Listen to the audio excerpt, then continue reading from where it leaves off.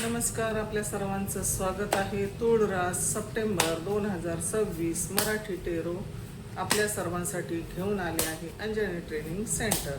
3 card आणि सविस्तर उत्तर आपण बघणार आहोत. तूळ राशीसाठी पहिलं कार्ड आलेलं आहे.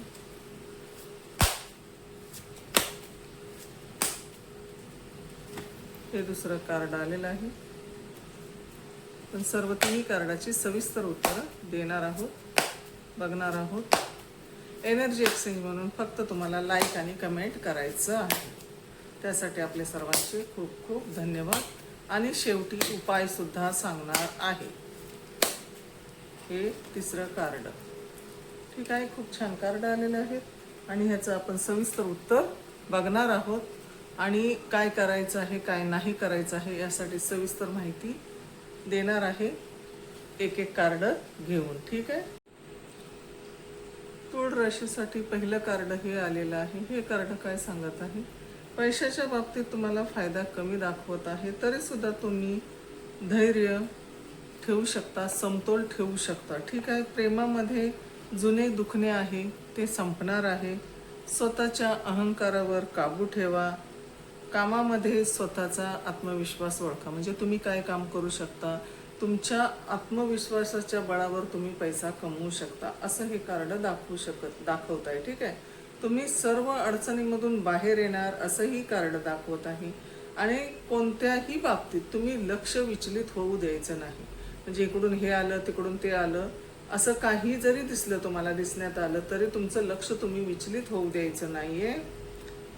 आणि तुमची शक्ती वाढणार आहे. ठीक आहे. म्हणजे काम करण्याची शक्ती, विचार करण्याची शक्ती, कल्पना शक्ती ही वाढणार आहे आणि तुम्हाला साथ मिळणार आहे.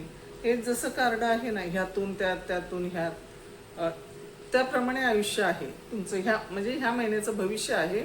आयुष्यच म्हणते मी, भविष्य आहे की इकडून तिकडे, तिकडून इकडे असं डामाडोल होऊ शकतं. जसं कार्ड दाखवलं त्याप्रमाणे त्याचा अर्थ आहे. आता दुसरं कार्ड काय आहे बघा. एक निर्धार पक्का तलवार घेऊन चालत आहे. आता यांनी काय निर्धार केलेला आहे बघूया. काय निर्णय केलेला आहे? तुमचे विचार तुमच्या फायद्याचे आहेत. काय तुमचे विचार आहेत ना, ते तुमच्या फायद्याचे असतील. तुमचा व्यवसाय तयार करा, तुमचा स्वतःचा व्यवसाय तयार करा. आणि जेव्हा ताणतणाव असेल ना, तेव्हा तुम्ही कुठलाही निर्णय घेऊ नका. म्हणजे जसं पैसे कुठे लावणे, कोणाला पैसे देणे, कोणाकडून पैसे घेणे, किंवा कुठल्याही बाबतीत गॅरेंटर राहणे, अशा गोष्टी तुम्ही टाळायच्या आहेत. का सांगितलेलं आहे? कारण कार्ड तसं आलंय ना. तुम्ही एक करायला जाल, सर्व संघटना करायला जाल, परंतु आता ते तसं नाही. आता फक्त तुमच्याबद्दलच तुम्हाला बघणं आहे. ज्यावेळी तसे कार्ड येतं तेव्हा आम्ही सांगतो तुम्ही संघटित काम कराल, संघटनामध्ये राहाल, संघटना स्थापना कराल, असं सुद्धा कार्ड येतं. ठीक आहे. तुमच्या आयडिया तुमच्या कामाला येतील. म्हणजे तुमच्या ज्या कल्पना आहेत, तुमची जी कल्पना शक्ती आहे, ती तुम्हाला तुमच्या ह्या महिन्यामध्ये कामाला येणार आहे. म्हणजे नवीन नवीन कल्पना ना, आपण म्हणतो मला हे करायची प्रेरणा मिळाली, आपला कधी कधी अंतर्मन बोलतं अरे आपण हे करूया का, तर ठीक आहे, यस, ह्यावेळी तुम्ही करू शकता, अशी तुमची कल्पना शक्ती सांगणार आहे. ती तुम्हाला साथ देणार आहे, नक्की देणार आहे, 100%. आणि आता आपण तिसरं कार्ड बघणार आहोत. The moon. खूप छान चंद्राची शीतल छाया आहे. परंतु काय सांगत आहे हे? पैशाच्या बाबतीत काही व्यवहार लपून राहतील. म्हणजे तुमचे जे पैशाचे व्यवहार आहेत ना, ते लपून राहतील, उघडकीला येणार नाहीत. कळलं तुम्हाला विषय? म्हणजे तुमचे जे पैसे समजा कुठे अडकलेले असतील, तर ते लपून आहे तो व्यवहार, तो उजागर नाही होणार सध्या. कारण तो आपण कधी कधी म्हणतो ना, कधी याचा निकाल लागणार, कधी आपल्याला माहीत पडणार, आपले पैसे आपल्याला कधी मिळतील किंवा कोणाकडून कधी येतील, पण तो व्यवहार छुपा आहे अजून. ठीक आहे. आणि सध्या कुठलीही गुंतवणूक करायची नाही, कार्ड स्पष्ट सांगत आहे. आणि तुमच्या कलागुणांना वाव मिळेल, हे तर पहिल्या कार्डाने सांगितलं ना, आताच एक कार्ड सांगत आहे.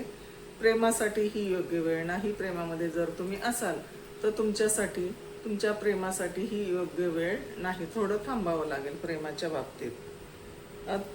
आणि समजा तुम्हाला काही कामामध्ये अडचणी आल्या, हे करू का, ते करू का, किंवा काही कुठलं कठीण काम वाटत असेल तर कुणाची तरी मदत घ्या, विचारपूस करा, संवाद साधा.